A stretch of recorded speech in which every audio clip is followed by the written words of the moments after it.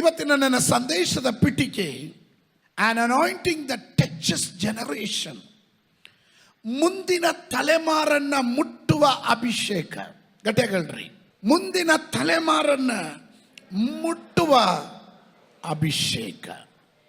Amen. ಸತ್ಯವೇದ ಗ್ರಂಥ ತಂದಿರುವವರು ಜ್ಞಾನೋಕ್ತಿಗಳ ಪುಸ್ತಕ 22ನೇ ಅಧ್ಯಾಯ 28ನೇ ವಚನ. ನಿಮ್ಮ ಪಿತೃಗಳು ಹಾಕಿದ ಪೂರ್ವಕಾಲದ ಮೇರೆಯನ್ನು ಹೊತ್ತಬೇಡ. Do not move the ancient landmark at the boundary of the property which your fathers have set.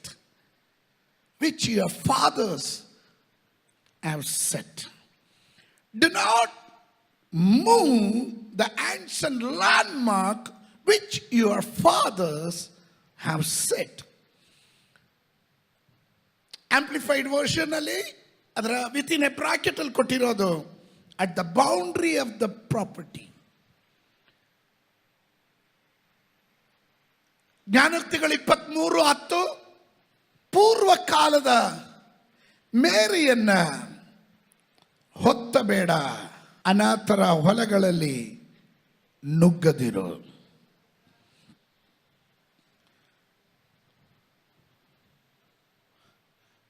ಆದಿಕಾಂಡ ಪುಸ್ತಕ ಬುಕ್ ಆಫ್ ಜೆನಸಿಸ್ 12ನೇ ಅಧ್ಯಾಯ 5ನೇ ವಚನದಿಂದ ಅವನು ಅಂದಾಗ ಅಬ್ರಹಾಮನ ಕುರಿತು ಮಾತನಾಡುತ್ತಿರುವುದು ನಮಗೆಲ್ಲರಿಗೂ ಸುಪರಿಚಿತವಾಗಿರುವಂತಹ ಅಧ್ಯಾಯ. ಆದಿಕಾಂಡ ಪುಸ್ತಕ 12ನೇ ಅಧ್ಯಾಯ. Are you with me? ನೀವು ನನ್ನ ಜೊತೆ ಇದ್ದೀರಾ? ಅವನು ತನ್ನ ಹೆಂಡತಿಯಾದ ಸಾರಾಯಳನ್ನ, ತನ್ನ ತಮ್ಮನ ಮಗನಾದ ಲೋಟನನ್ನು, ಲೋಟನು ಕಾರಾನಿನಲ್ಲಿ ಸಂಪಾದಿಸಿದ ಎಲ್ಲ ಸೊತ್ತನ್ನ, ದಾಸದಾಸಿಯರನ್ನ ತೆಗೆದುಕೊಂಡು ಹೋಗಿ ಕನಾನ್ ದೇಶಕ್ಕೆ ಸೇರಿದನು.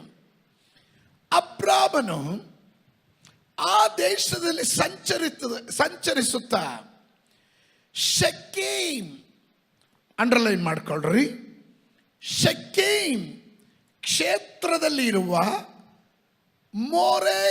ಮೋರೆ ಎಂಬ ವೃಕ್ಷದ ಬಳಿಗೆ ಬಂದನು. ಆ ಕಾಲದಲ್ಲಿ ಕನಾನ್ಯರು ದೇಶದಲ್ಲಿದ್ದರು. ಅಂಡರ್ಲೈನ್ ಮಾಡ್ಕೊಳ್ರಿ. ಕನಾನ್ಯರು ಆ ದೇಶದ ಮೂಲ ನಿವಾಸಿಗಳು. ಕನಾನ್ಯರು ಆ ದೇಶದಲ್ಲಿ ಇದ್ದರು. ಅಲ್ಲಿ ಯೆಹೋವನು ಅಬ್ರಾಮನಿಗೆ ದರ್ಶನ ಕೊಟ್ಟು, ನಾನು ಈ ದೇಶವನ್ನು ನಿನ್ನ ಸಂತಾನಕ್ಕೆ ಕೊಡುವೆನು ಅಂದನು. ತನಗೆ ದರ್ಶನ ಕೊಟ್ಟ ಯೆಹೋವನಿಗೆ ಅಬ್ರಾಮನು ಯಜ್ಞವೇದಿಯನ್ನ ಕಟ್ಟಿಸಿದನು. ಅವನು ಅಲ್ಲಿಂದ ಹೊರಟು ಬೆತೇಲಿಗೆ ಮೂಡಲಲ್ಲಿರುವ ಗುಡ್ಡಕ್ಕೆ ಬಂದು ತನ್ನ ಗೂಡಾರವನ್ನು ಹಾಕಿಸಿ ಇಳ್ಕೊಂಡನು. ಪಶ್ಚಿಮಕ್ಕೆ ಬೆತೇಲು, ಪೂರ್ವಕ್ಕೆ ಹಾಯಿ ಎಂಬ ಈ ಊರು ಇದ್ದವು. ಅಲ್ಲಿಯೂ ಯೆಹೋವನಿಗೋಸ್ಕರ ಯಜ್ಞವೇದಿಯನ್ನ ಕಟ್ಟಿಸಿ ಆತನ ಹೆಸರನ್ನು ಹೇಳಿಕೊಂಡು ಆರಾಧಿಸಿದನು. Listen to me. ಆರಂಭದಲ್ಲಿ ಶ್ರದ್ಧೆ ಕೊಡ್ರಿ. ನನಗೆ ಈ ಪ್ರಸಂಗ ಜಸ್ಟ್ ಒಂದು ಪ್ರಸಂಗವಾಗಿ ಹೋಗಬಾರ್ದು. ನಿಮ್ಮ ಒಳಗಡೆ ಆಳವಾಗಿ ಈ ವಾಕ್ಯಗಳು ಬೇರೂರಬೇಕು. ನಾನಿವತ್ತು ಹೇಳುವ ಪ್ರತಿಯೊಂದು ಕಾರ್ಯಗಳು ಭಾಳ ಇಂಪಾರ್ಟೆಂಟ್. ಕೆಲವರ ತಲೆ ಒಳಗಡೆ ಹೋಗಬೇಕಿದು. ಆಮೇಲೆ ನಮ್ಮ ಪೂರ್ವ ಪಿತೃವಾದಂಥ ಅಬ್ರಾಮನ ಕುರಿತು ಪ್ರಸಂಗ ಕೇಳದೇ ಇರೋರು ಯಾರೂ ಇಲ್ಲ. ಅಬ್ರಾಮನ ಕುರಿತು ಪ್ರಸಂಗ ಮಾಡದೇ ಇರೋರು ಯಾರೂ ಇಲ್ಲ.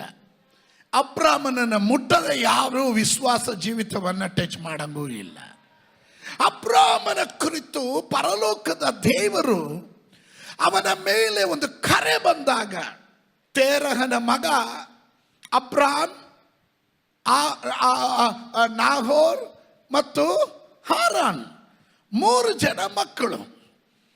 ಅದರಲ್ಲಿ ಅಬ್ರಾಮನಿಗೆ ದೇವರ ಕರೆ ಬರುತ್ತೆ. ಅಬ್ರಾಮನೇ, ಸ್ವದೇಶವನ್ನ, ಬಂಧು ಬಳಗವನ್ನ ಬಿಟ್ಟು ನಾನು ತೋರಿಸುವ ಸ್ಥಳಕ್ಕೆ ನೀ ಹೊರಟು ಬಾ. ನಾನು ನಿನ್ನನ್ನು ಆಶೀರ್ವದಿಸುವೆನು. ನೀನು ಅನೇಕರಿಗೆ ಆಶೀರ್ವಾದದ ನಿಧಿಯಾಗಿರುವಿ. ಆದ್ದರಿಂದ ಆಕಾಶದ ನಕ್ಷತ್ರಗಳ ಹಾಗೆ, ಕಡಲ್ ತೀರದ ಉಸುಬಿನ ಹಾಗೆ ನಾನು ನಿನ್ನ ಸಂತತಿಯನ್ನ ಆಶೀರ್ವದಿಸುವೆನು ಎಂದು ಹೇಳಿದರು. ಈ ಮಾತನ್ನು ಕೇಳಿ ಅಬ್ರಾಮನು ಹೊರಟು ಬಂದನು. ಅಂದರೆ ದೈವ ಶಬ್ದಕ್ಕೆ, ದೈವ ಕರೆಗೆ ತನ್ನನ್ನೇ ತಾನು ಒಪ್ಪಿಸ್ಕೊಟ್ಟನು. ಒಪ್ಪರು ಮಾತ್ರ ಒಂದು ಆಮೇನ್ ಹೇಳ್ರಿ. ಶಬ್ದ ತೆಗೆದು ಒಂದು ಆಮೇನ್ ಹೇಳ್ರಿ. ಹಲ್ಲೆಲೂಯಾ, ಆಮೇನ್. ಅವನು ತನ್ನನ್ನೇ ತಾನು ದೇವರ ಸನ್ನಿಧಾನದಲ್ಲಿ ಒಪ್ಪಿಸ್ಕೊಟ್ಟನು. ಹಾಗೆ ಒಪ್ಪಿಸ್ಕೊಟ್ಟಂತ ಅಬ್ರಾಮನಿಗೆ ದೇವರು ವಾಗ್ದಾನ ಮಾಡ್ತಾ ಇದ್ದಾನೆ, ನಾನು ನಿನಗೂ ನಿನ್ನ ಸಂತತಿಗೂ ಈ ಸ್ಥಳವನ್ನೆಲ್ಲ ಕೊಡ್ತೀನಿ ಅಂತ. ಸ್ತೋತ್ರ. ಆ ಕಾಲದಲ್ಲಿ ಸ್ವಲ್ಪ ಗಮನ ಇಟ್ಕೊಳ್ರಿ. ನಾನು ಇದನ್ನೆಲ್ಲ ನಿನಗೆ ಕೊಡ್ತೀನಿ ಅಂತ ಹೇಳಿದಾಗ ದೇವರು ರಿಜಿಸ್ಟರ್ ಆಫೀಸ್ ಕರ್ಕೊಂಡೋಗಿ ರಿಜಿಸ್ಟರ್ ಮಾಡಿಸ್ಲಿಲ್ಲ. ಯಾವುದೋ ಡೀಡು ಕೊಟ್ಟಿಲ್ಲ, ಸೇಲ್ ಡೀಡು ಮಾಡಿಸಿಲ್ಲ. ಸ್ತೋತ್ರ ಹೇಳಲಿಲ್ಲ. ನೀವು ವಾಗ್ದಾನ ಕೇಳುವಾಗ ಕೆಲವರಿಗೆ ಅನಿಸುತ್ತೆ, ಏನಪ್ಪ ಇದು, ದೇವರು ಹೇಳಿದ್ರು, ಕೈಗೇನು ಬರಲಿಲ್ವಲ್ಲ. ದೇವರು ಲ್ಯಾಂಡನ್ನ, ಆ ಭೂಮಿಯನ್ನ, ಸ್ಥಳವನ್ನ ಅಬ್ರಾಮನಿಗೆ ಹಂಚಿಕೊಡ್ತಾ ಇದ್ದಾರೆ, ಆತನಿಗೆ ಹಂಚಿಕೊಡ್ತಾ ಇದ್ದಾರೆ. ಯಾವ ರೀತಿಯಲ್ಲಿ? ಅಬ್ರಾಮನನ್ನ ವಾಗ್ದಾನದ ಮೂಲಕ ಅವನಿಗೆ ಹಂಚ್ತಾ ಇದ್ದಾರೆ. ಅಬ್ರಾಮನು ಸೇಲ್ ಡೀಡ್ ಹಿಡ್ಕೊಂಡೆಲ್ಲ ಸ್ತೋತ್ರ ಮಾಡಿದ್ದು. ಅಬ್ರಾಮನು ಇದು ನನ್ನ ಜಾಗ, ಇದಕ್ಕಿಷ್ಟು ಬೌಂಡ್ರಿ ಅಂತ ದೇವರು ತೋರಿಸು ಕೊಡಲಿಲ್ಲ. ನಾನು ನಿನಗೆ ಕೊಡ್ತಿದ್ದೀನಿ ತಗೋ ಅಂತ ಸ್ತೋತ್ರ ಹೇಳಲಿಲ್ಲ. ನಮ್ಮ ಕೈಗೇನು ಬರೆದ್ರೆ ನಾವು ಸ್ತೋತ್ರ ಹೇಳಲ್ಲ ಪಾಸ್ಟ್ರೆ ಅನ್ನೋ ರೀತಿಯಲ್ಲಿದ್ದೀರಾ. ಆದರೆ ನನಗೆ ಭಾಳ ಇಷ್ಟ ಕೊಟ್ಟಿದ್ದು, ಈ ವಾಗ್ದಾನ ಕೇಳಿದ ಮೇಲೆ ಅಬ್ರಾಮನು ಯೆಹೋವನ ದೇವರಿಗೆ ಯಜ್ಞವೇದಿಯನ್ನು ಕಟ್ಟಿ ಅಲ್ಲಿ ಅವರ ದೇವರನ್ನು ಆರಾಧಿಸಿದನು. ಇವತ್ತು ನಾನು ಅದನ್ನೇ ನಿಮಗೆ ಹೇಳಲಿಕ್ಕೆ ಬಯಸ್ತೇನೆ. Hallelujah, hallelujah. ಶೆಕೆಮ್ನಲ್ಲಿ ಮೊದಲ ಯಜ್ಞವೇದಿಯನ್ನ ಅಬ್ರಾಮನು ಕಟ್ಟಿದನು. ಆ ಸ್ಥಳದ ಹೆಸರು ಶೆಕೆಮ್. ಶೆಕೆಮ್ ಅಂದ್ರೆ ಸಿಟಿ ಆಫ್ ರೆಫ್ಯೂಸ್, ಅಂದ್ರೆ ಆಶ್ರಯ ನಗರ ಅಂತ ಕರೀತಾರೆ. The city of refuge. ಯೋಶುವನ ಕಾಲದಲ್ಲಿ 7 ಪಟ್ಟಣಗಳು ಆಶ್ರಯ ನಗರಗಳಾಗಿರುತ್ತದೆ. ಅದರಲ್ಲಿ ಅದರ ಪ್ರತ್ಯೇಕತೆ, ಒಬ್ಬನು ಅಚಾನಕ್ಕಾಗಿ ಯಾರನ್ನಾದರೂ ಕೊಂದಿದ್ರು ಅಥವಾ ಯುದ್ಧದಲ್ಲಿ ಅವರನ್ನ ಅಟ್ಯಾಕ್ ಮಾಡಿ ಕೊಂದಿರೋದಾದರೆ ಅವರ ಮನೆತನದವರು ಕಾದಿದ್ದು ಇವನನ್ನು ಕೊಲ್ಲೋದಕ್ಕೆ, ಮುಯಿ ತೀರ್ಸ್ಕೊಳ್ಳೋದಕ್ಕೆ ಬರುವ ಸಂದರ್ಭದಲ್ಲಿ ಇವನ ಪ್ರಾಣ ರಕ್ಷಣೆಗಾಗಿ ಓಡಿ ಬಂದು ಎಲ್ಲಿ ಆಶ್ರಯ ನಗರ ಇರುತ್ತೋ ಆಶ್ರಯ ನಗರದ ಒಳಗಡೆ ಕಾಲಿಟ್ರೆ ಅವನನ್ನು ಶತ್ರು ಮುಟ್ಟಕ್ಕಾಗೋದಿಲ್ಲ, ಅವನನ್ನು ಕೊಲ್ಲೋದಕ್ಕೆ ಪ್ರಮಾಣ ಇಲ್ಲ.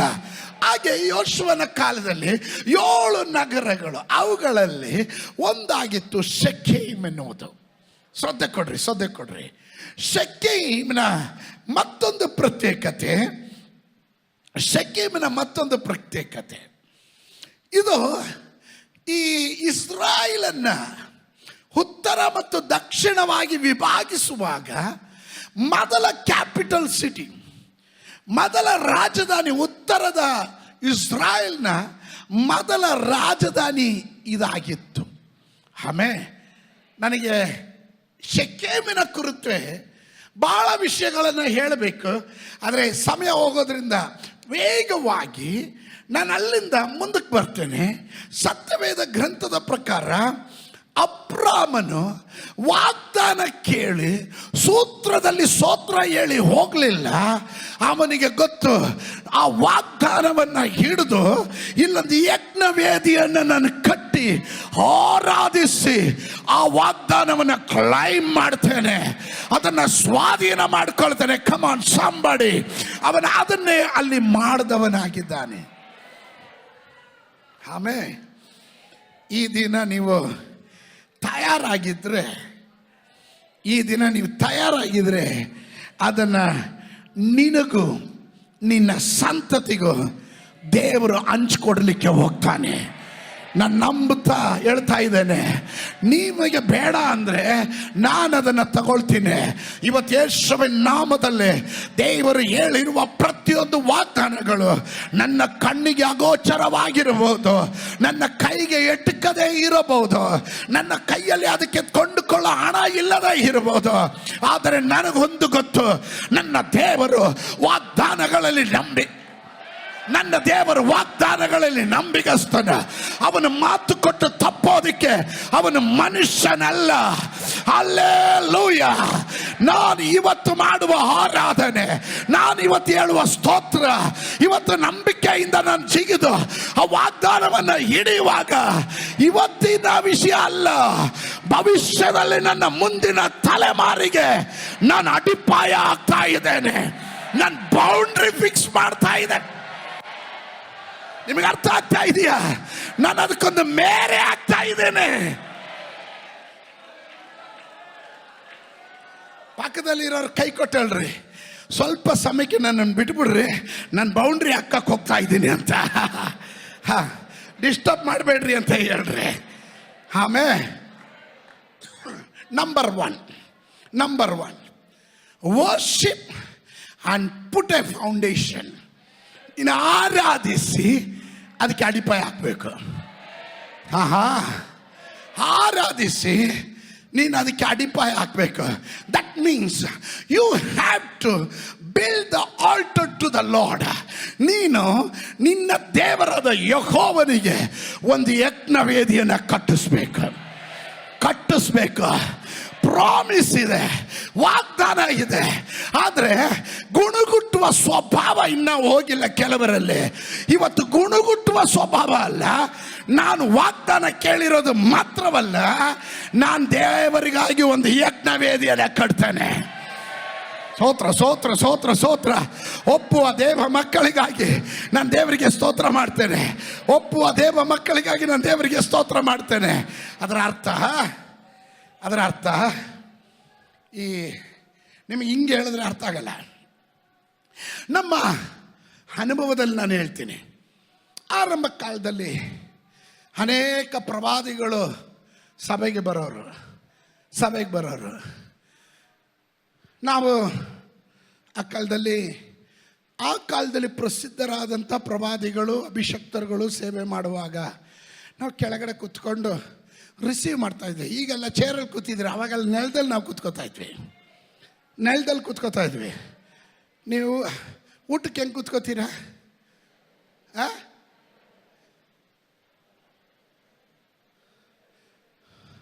ಊಟಕ್ಕೆ ಅಂತ ಕೇಳಿದ್ದೆ ತಡ, ಮಿಕ್ಕಿದ್ದು ಮರ್ತುಬಿಟ್ರು. ಎಲ್ಲ ನಗ್ನಗ್ತಾ ಇದ್ದಾರೆ ಊಟ ಏನೋ ಅಂತ. ಸ್ತೋತ್ರ. ಆಮೇಲೆ ಊಟಕ್ಕೆ ಕುಂತಂಗೆ ಕೂತ್ಕೋತಾ ಇದ್ವಿ. ಈ ಪ್ರಸಂಗ ಆರಂಭವಾಗಿ ಇವರು ವಾಗ್ದಾನಗಳನ್ನು ರಿಲೀಸ್ ಮಾಡುವಾಗ ನಾವು ಯೌವನಸ್ಥರು ಲೈನಾಗಿ ಕುತ್ಕೋತಾ ಇದ್ವಿ. ಯೌವನಸ್ಥರು ಜಿಗಿದು ಅದನ್ನು ಮೊಣಕಾಲಿನಲ್ಲಿ ನಿಂತ್ಕೊಂಡು ಜಿಗಿದು ಅದನ್ನು ಹಿಡಿತಿದ್ವಿ. ತಮ್ಮಲ್ಲಿ ಹೈಫೈ ಹೊಡೆದ್ಬಿಟ್ಟು ಹೇಳ್ತಾ ಇದ್ವಿ, ಅವ್ರು ನನ್ನ ಕುರಿತು ಹೇಳ್ತಾ ಇದ್ದಾರೆ, ಈ ವಾಗ್ದಾನ ನನಗುಳ್ಳದು, ಇದು ನಾನು ಹಿಡ್ಕೊತಾ ಇದ್ದೀನಿ ಅಂತ. Praise God. ಈ ಪ್ರಸಂಗ ಮಾಡುವವರೆಗೂ ಒಂಥರ, ಈ ಯವನಸ್ಥರು ಏನೋ ಗಲಿಬಿಲಿ ಮಾಡ್ತಿದ್ದಾರ ಅಂತ. ಸ್ತೋತ್ರ. ಅವ್ರಿಗೂ ಒಂಥರ, ಅವ್ರಿಗೂ ಅರ್ಥ ಆಗ್ತಾ ಇಲ್ಲ.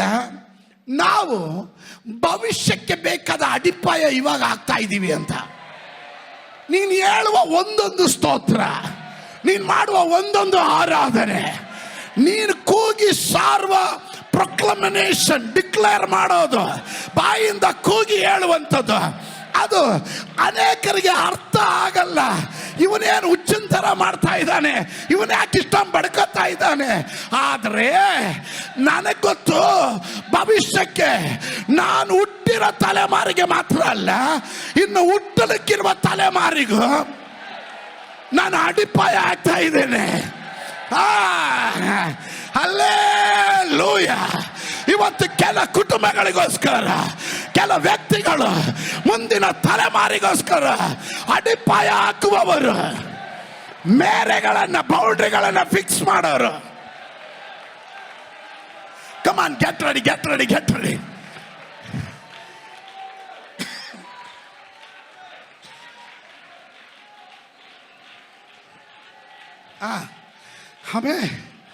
ಆಮೇಲೆ ಹಲ್ಲೆಲೂಯಾ. ನನ್ನ ಕುಟುಂಬಕ್ಕೋಸ್ಕರ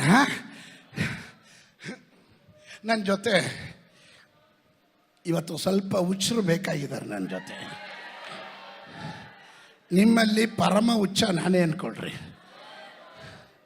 ನಾನು ಜಿಗಿತೀನೋ, ಇಲ್ಲಿಂದ ಅಲ್ಲಿಗೆ ಜಿಗಿತೀನೋ, ಓಡ್ತೀನೋ, ಏನು ಮಾಡ್ತೀನೋ ಗೊತ್ತಾಗಲ್ಲ. ಯಾಕಂದರೆ ನಾನಿವತ್ತು ಮಾಡುವ ಪ್ರತಿಯೊಂದು ಕ್ರಿಯೆಗಳು ಅದು ನನ್ನ ಮುಂದಿನ ತಲೆಮಾರಿಗೆ, ನನ್ನ ಕುಟುಂಬದ ಸುತ್ತಲೂ ನಾನೊಂದು ಬೌಂಡ್ರಿ ಆಗ್ತಾ ಇದ್ದೇನೆ. ನಾನು ಬೌಂಡ್ರಿ ಆಗ್ತಾ ಇದ್ದೇನೆ. ಒಬ್ಬೊವರು ಮಾತ್ರ ನಿನ್ನ ತಲೆಮಾರಿನ ಸುತ್ತಲೊಂದು ಬೌಂಡ್ರಿ ಹಾಕ್ರಿ. ಕಮಾನ್, ಕುತ್ಕೊಂಡು ತಲೆ ಮೇಲೆ ಹಾಕೋದಕ್ಕಲ್ಲ ನಾನು ಹೇಳಿದ್ದು. ಕೆಲವರು ವಿಶಾಲವಾದ ಬೌಂಡ್ರಿ ಆಗ್ತಾ ಇದ್ದಾರೆ. ಯಾಕೆ ನನ್ನನ್ನು ಆಯ್ಕೆ ಮಾಡಿದ್ರು ನನಗೆ ಗೊತ್ತಿಲ್ಲ. ಆದರೆ ನನ್ನ ಕುಟುಂಬಗಳ ಸುತ್ತಲೂ ನಾನೊಂದು ಬೌಂಡ್ರಿ ಹಾಕಕ್ಕೆ ಹೋಗ್ತೀನಿ. ಅದನ್ನು ಮುಟ್ಟೋದಕ್ಕೆ ಈ ಲೋಕದ ಒಂದು ಶಕ್ತಿಗೂ ಸಾಧ್ಯವಿಲ್ಲ. ನನ್ನ ಸೇವೆಗೆ ನಾನು ಇವತ್ತು ಮಾಡುವ ಆರಾಧನೆ, ಇವತ್ತು ನಾನು ಹೇಳುವ ಸ್ತೋತ್ರ, ನನ್ನ ಭವಿಷ್ಯದಲ್ಲಿ ನನ್ನ ತಲೆಮಾರು ನನಗಿಂತ ಬಲಿಷ್ಠವಾಗಿರುತ್ತೆ. ಅದಕ್ಕೆ ಬೇಕಾದ ಅಡಿಪಾಯ ನಾನು ಇವತ್ತು ಹಾಕ್ತಾ ಇದ್ದೇನೆ. ಅಂಥವ್ರು ಮಾತ್ರ ಗಟ್ಟಿಯಾಗೊಂದು ಆಮೇಲೆ ಹೇಳ್ರಿ, ಗಟ್ಟಿಯಾಗೊಂದು ಆಮೇಲೆ ಹೇಳ್ರಿ. ಹಲ್ಲೆಲೂಯಾ. ತಲೆಮಾರಿನ ಸುತ್ತಲೂ, ರೋಗ ಸೌಖ್ಯಗಳ ಸುತ್ತಲೂ, ಅದ್ಭುತಗಳ ಸುತ್ತಲೂ ಬೌಂಡ್ರಿ ಹಾಕ್ರಿ, ಬೌಂಡ್ರಿ ಹಾಕ್ರಿ, ಬೌಂಡ್ರಿ ಹಾಕ್ರಿ.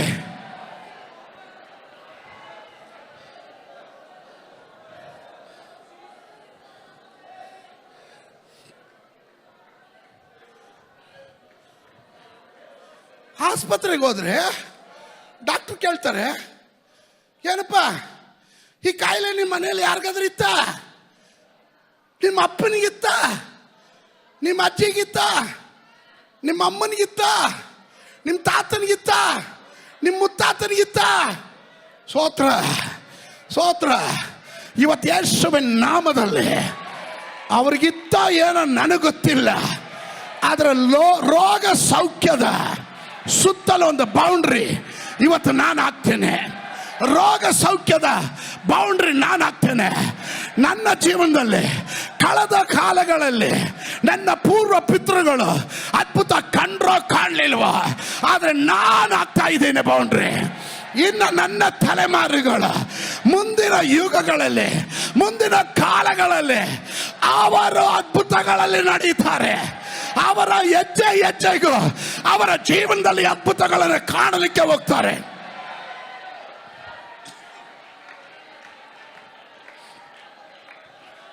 ಅಡಿಪಾಯ ಹಾಕ್ರಿ, ಹಾಕ್ರಿ, ಹಾಕ್ರಿ, ಹಾಕ್ರಿ, ಅಡಿಪಾಯ ಹಾಕ್ರಿ. ದೇವರು ಈ ವಾಗ್ದಾನ ಅಬ್ರಾಮನಿಗೆ ಮಾಡಿದಾಗ, ಕೊಡುವಾಗ ಆ ಸ್ಥಳ ಅಬ್ರಾಮನ ಕೈಯಲ್ಲಿಲ್ಲ. ಆ ಸ್ಥಳ ಅಬ್ರಾಮನ ಕೈಯಲ್ಲಿಲ್ಲ. ಅಲ್ಲಿ ಮೂಲ ನಿವಾಸಿಗಳು ಯಾರು? ಕನಾನ್ಯರು. ಅಲ್ಲಿನ ಮೂಲ ನಿವಾಸಿಗಳು ಯಾರು? ಅಲ್ಲಿ ಕೈವಶ ಮಾಡ್ಕೊಂಡಿರೋರು ಯಾರು? ಕನಾನ್ಯರು. ಸ್ತೋತ್ರ. ಬೇರೆಯವ್ರ ಸೈಟ್ ತೋರಿಸ್ಬಿಟ್ಟು ದೇವ್ರು ಇದು ನಿನಗೆ ಕೊಟ್ಟಿದ್ದೀನಿ ತಗೋ ಅಂದರೆ ನಾವು ಹೇಳ್ತೀವಿ ಸ್ತೋತ್ರ. ನಾನಿದು ಪ್ರಸಂಗ ಮಾಡ್ತಾ ಇರೋದು ಸುಮ್ಮನೆ ಮಾಡ್ತಾ ಇಲ್ಲ, ಅನುಭವದಿಂದ ಪ್ರಾಕ್ಟೀಸ್ ಮಾಡ್ಬಿಟ್ಟು ಮಾಡ್ತಾ ಇರೋದು.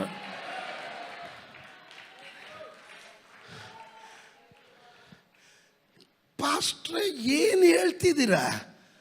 ಶತ್ರುವಿನ ಕೈಯಲ್ಲಿ ಇರೋದನ್ನ, ಶತ್ರು ಅಲ್ಲಿ ಡಾಮಿನೇಟ್ ಆಗಿದ್ದಾನೆ, ಅವನು ಮೂಲ ನಿವಾಸಿ ಆಗಿದ್ದಾನೆ, ಆಧಿಪತ್ಯ ಅವನ ಕೈಯಲ್ಲಿದೆ, ನನ್ನ ಕೈಯಲ್ಲಿ ಅದಕ್ಕೆ ಏನು ಆಧಾರ ಇಲ್ಲ, ಹಣ ಇಲ್ಲ, ಸ್ವಾಧೀನ ಪಡಿಸ್ಕೊಳ್ಳೋಕ್ಕೆ ಬೇಕಾದ್ರೆ ಡೀಲ್ ಇಲ್ಲ, ಎಂಥದೂ ಇಲ್ಲ. ಅದು ನಾನು ನಿನಗೆ ಕೊಡ್ತೀನಿ ಅಂದರೆ ಹೆಂಗೆ ಕರ್ತಾನೆ? ನಾನಿವತ್ತೊಂದು ಹೇಳ್ತೇನೆ, ನಿನ್ನ ದೇವರು ನಿನಗೆ ವಾಗ್ದಾನ ಮಾಡೋಕ್ಕೆ ಮುಂಚೆ ಅದು ಯಾರ ಕೈಯಲ್ಲಿದೆ, ಅಲ್ಲಿ ಯಾರು ಆಳ್ವಿಕೆ ಮಾಡ್ತಾ ಇದ್ದಾರೆ, ಯಾವ ಶತ್ರು ಅಲ್ಲಿದ್ದಾನೆ, ಅವನ ಬಲ ಏನು ಅಂತ ಗೊತ್ತಿಲ್ಲದ ದೇವರು ನಿನಗೆ ವಾಗ್ದಾನ ಮಾಡಲಿಲ್ಲ. Hey, come on somebody! ಇದ್ದೀರಾ ನೀವು ನನ್ನ ಜೊತೆ? ನಿನ್ನ ದೇವರಿಗೆ ಗೊತ್ತಿದೆ.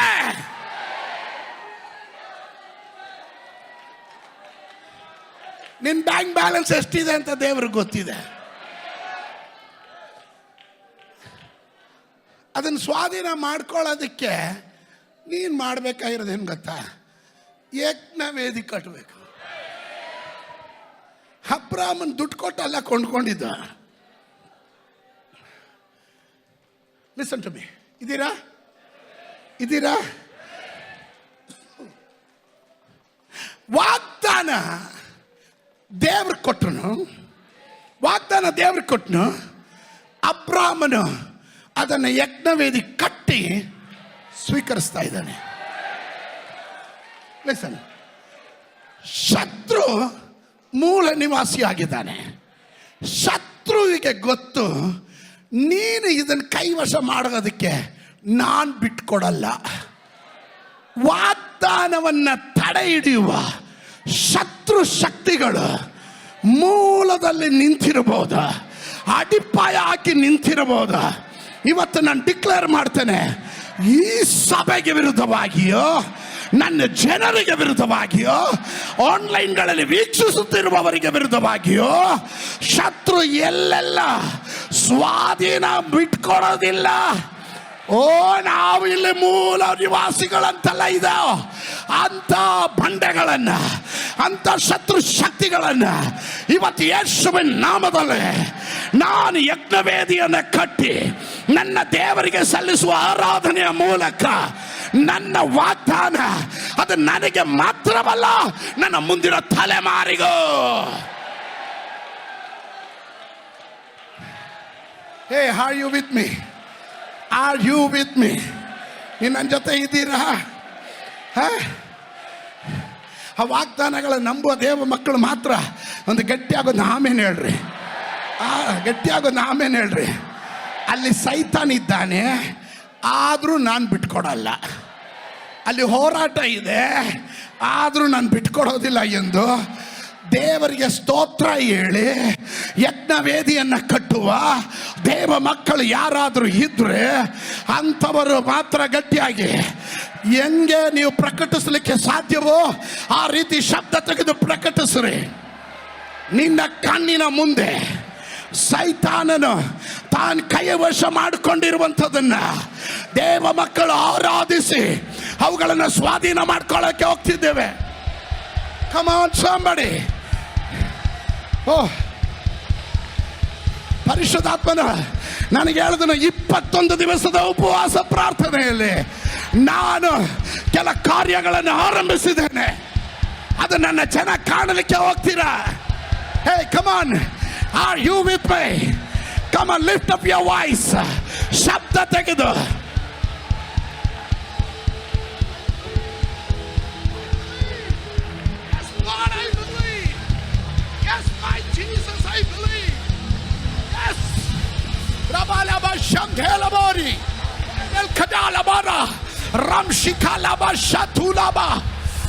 The power of God is moving now.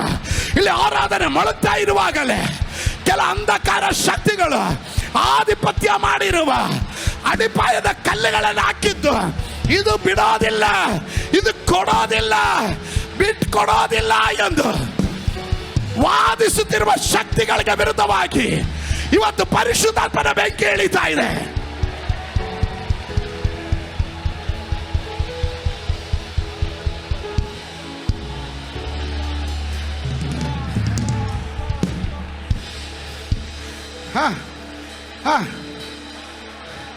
ಕನಾನ್ಯರು ವಾಸ ಮಾಡುವ ಅದೇ ಸ್ಥಳದಲ್ಲಿ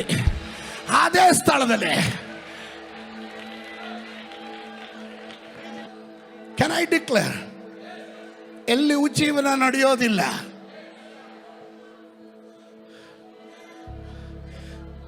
ಯಾರೋ ದಡ್ರು ಹೇಳಿದ್ರು, ದಕ್ಷಿಣ ಭಾರತದಲ್ಲಿ ಕರ್ನಾಟಕ ಆತ್ಮಿಕರ ಶವಗ್ರಹ,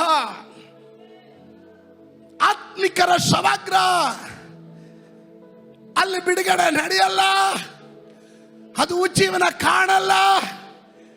ನಾನಿವತ್ತು ಕೂಗಿ ಹೇಳ್ತೇನೆ, ಕನಾನ್ಯರು ವಾಸವಾಗಿರುವ, ಅನ್ಯ ಜನಾಂಗಗಳ ಆಧಿಪತ್ಯ ಇರುವ, ದುರಾತ್ಮನ ಕ್ರಿಯೆಗಳು ತಾಂಡವ ಆಡುವ, ಮಂತ್ರವಾದಿಗಳ ಶಕ್ತಿಗಳು ಪ್ರಬಲವಾಗಿರುವ, ಹೋಮ ಯಜ್ಞಗಳ ಮೂಲಕ, ನರಬಲಿಗಳ ಮೂಲಕ ರಕ್ತದ ಓಕ್ಕಳಿ ಆರಿಸಿದಂತ ಅಟ್ಟಹಾಸ ಮೆರೆದ ಅಂಧಕಾರ ಶಕ್ತಿಗಳೇ ಇವತ್ತು ಯೇಸುವಿನ ನಾಮದಲ್ಲಿ ಸಭೆ ಜಯಶಾಲಿಗಳಾಗಿ ದೇವರ ವಾಗ್ದಾನವನ್ನ ಸ್ವಾಧೀನ ಮಾಡ್ಕೊಳ್ತಾ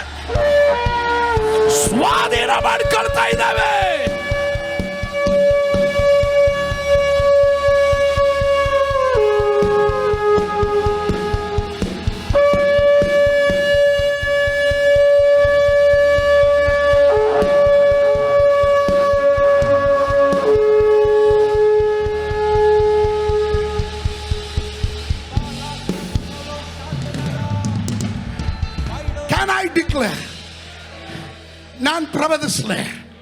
ನಾನು ಪ್ರವದಿಸ್ಲೆ ನನ್ನ ಕಣ್ಣು ಮುಚ್ಚೋದ್ರೊಳಗೆ ಕರ್ನಾಟಕದಲ್ಲಿ ನಾವು ಉಜ್ಜೀವನ ಕಾಣ್ತೇವೆ, ಭಾರತ ದೇಶದಲ್ಲಿ ಉಜ್ಜೀವನ ಕಾಣ್ತೇವೆ.